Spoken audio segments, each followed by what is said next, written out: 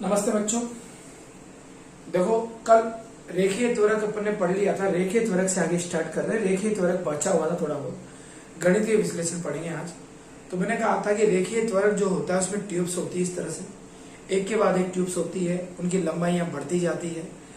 तो वहां पर आपके जब एक ट्यूब्स में चार्ज गति करता है तो गति के दौरान उसका वेग नहीं बढ़ता है, लेकिन जब वो ट्यूब से बाहर आता है तो उस पर विभवांतर लगता है और उस विभवांतर के कारण उसके वेग में क्या होती है, वृद्धि होती है।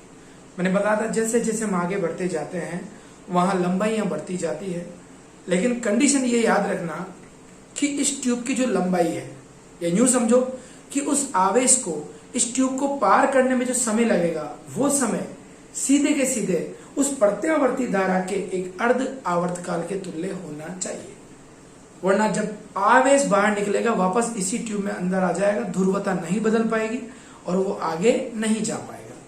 तो रेखीय त्वरक में कण की त्वरित गति के लिए आवश्यक है कि नली को पार करने में कण को लगा समय यानी t बराबर L/V1 Vn प्रत्यावर्ती स्रोत के अर्ध आवर्तकाल के बराबर होना चाहिए। तो मान लो प्रत्यावर्ती धारा का आवर्तकाल t है तो उसका अर्ध आवर्तकाल कितना हो गया बच्चों, t/2। तो L/Vn इजिकल टू क्या हो गया बच्चों, t/2। तो L/Vn इजिकल टू कितना हो गया, 1/2 न्यू। कैसे आया, देखो आवर्तकाल आवर्ती का उल्टा होता है, तो यहां पर न्यू कर दिया मैंने 2 न्यू। न्यू इजिकल टू क्या होता है बच्चों, c/λ। तो c/λ होता है, तो यहां पर न्यू इजिकल टू क्या कर देंगे अपन, ये है c/λ, तो रख दो यहां पर c/λ कहां चला जाएगा, ऊपर। तो बोलो यहां से L इजिकल टू कितना आ गया, λ/2c Vn। समीकरण कितने देता बच्चों, से 1। मान लेते हैं माना उन बेलनाकार चालकों के मध्य आवेश ट्यूब पर V विभवांतर लगाया जाता है।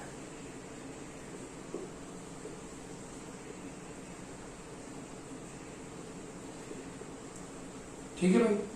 तो तब n बार गुजरने पर, मान लेते हैं बीच के गैप कितने टोटल n है, गुजरने पर आवेश द्वारा प्राप्त ऊर्जा, आवेश द्वारा प्राप्त ऊर्जा बोलो गतिज ऊर्जा होगी। एक बार में कितनी प्राप्त करेगा बच्चों, QV। तो n बार गुजरने पर कितनी प्राप्त करेगा, NQV। ठीक है भाई, ये हो गया ऑफ mVn²। ये गतिज ऊर्जा होगी बच्चों, NQV। हो गया नहीं हो गया। अब बच्चों यहां पर आप mVn² इजिकल टू कितना आ गया, NQV अपॉन, ये भी ऊपर ही गया बच्चों, सारा ऊपर गया अपॉन m नीचे आ जाएगा। तो मैंने क्या किया बच्चों, Vn का मान निकाल लिया यहां से, √2mQV अपॉन m। समीकरण इसे कितनी देते बच्चों, 2। समीकरण 1 व 2 से, 1 व 2 से बोलो L बराबर कितना आ गया बच्चों, λ/2c √2mQV अपॉन m। बच्चों ये आ गई लंबाई। किसकी लंबाई आ गई, जो त्वरक में आपने बेलनाकार नलिकाएं ली थी उन बेलनाकार नलिकाओं की क्या आ गई बच्चों, लंबाई। देखो साफ पता लग रहा है कि लंबाई जो है वो उन बेलनाकार चालकों की प्राकृतिक संख्या की, भाई जितनी बार गुजरना पड़ेगा उन चालकों की संख्या होगी, तो उसकी लंबाई का मान उनकी चालकों की प्राकृतिक, मतलब उन बेलनाकार चालकों की संख्या के वर्गमूल के क्या होता है बच्चों, समानुपाती होता है। अतः स्पष्ट है कि रेखीय त्वरक में नलियों की लंबाई प्राकृतिक संख्या के वर्गमूल के अनुपात में रखी जाती है। जो लंबाई है वो उनकी जो एक तरह से प्राकृतिक संख्या है, 1, 2, 3 अनुपात 4 अनुपात 5 अनुपात, उसके रूप में रखी जाती है। ठीक है भाई। इसके अलावा आप देखो रेखीय त्वरक की कमियां पड़ेगी।